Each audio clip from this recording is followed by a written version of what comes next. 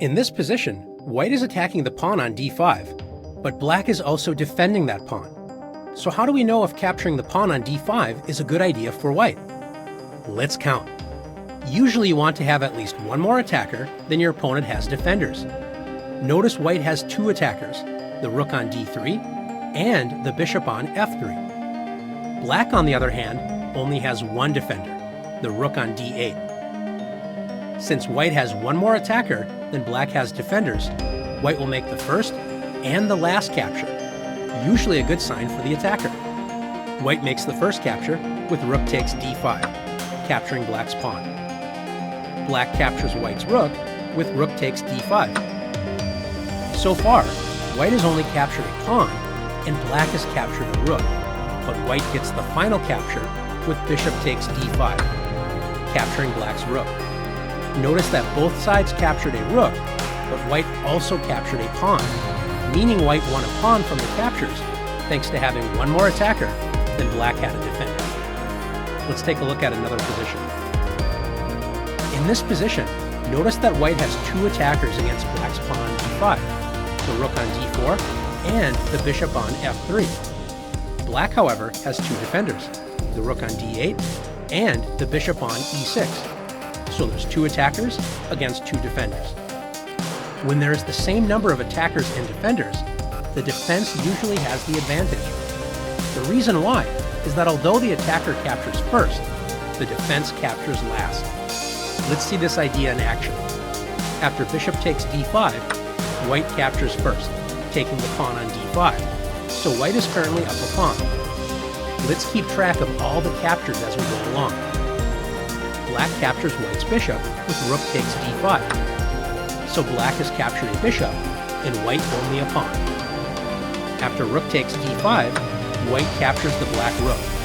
So white has now captured a rook and a pawn, and black has only captured a bishop. White is in the lead for now, but black gets the last capture with bishop takes d5, capturing white's rook. Let's review the captures. Black captured a bishop and a rook, and white captured a pawn and a rook. Since both sides captured a rook, they cancel each other out, and we see what's left. Black captured a bishop, and white captured a pawn. This means black won a bishop or a pawn. Since two attackers did not succeed against two defenders, white needs to add one more attacker to the d5 pawn. Can you see how white can do this? That's right, knight to c3.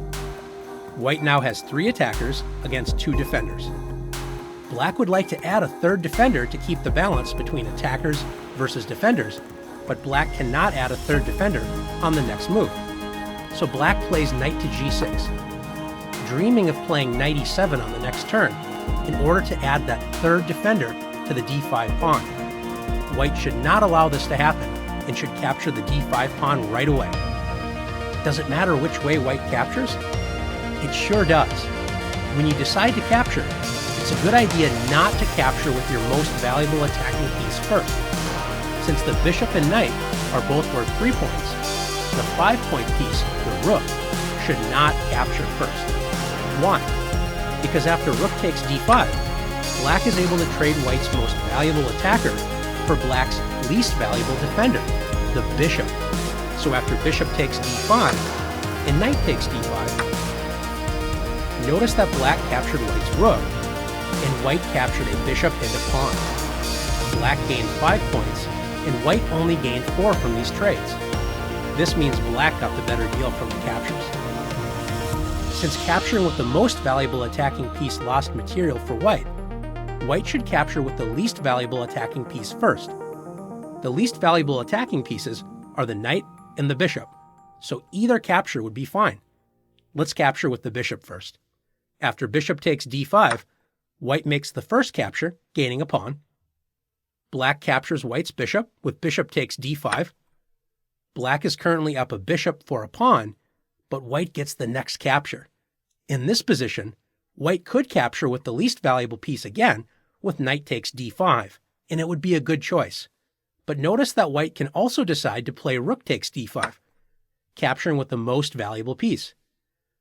Why is it okay to take with the most valuable piece now, but it wasn't good a move before? The reason why is that black's only remaining defensive piece is the rook, which is as valuable as white's rook.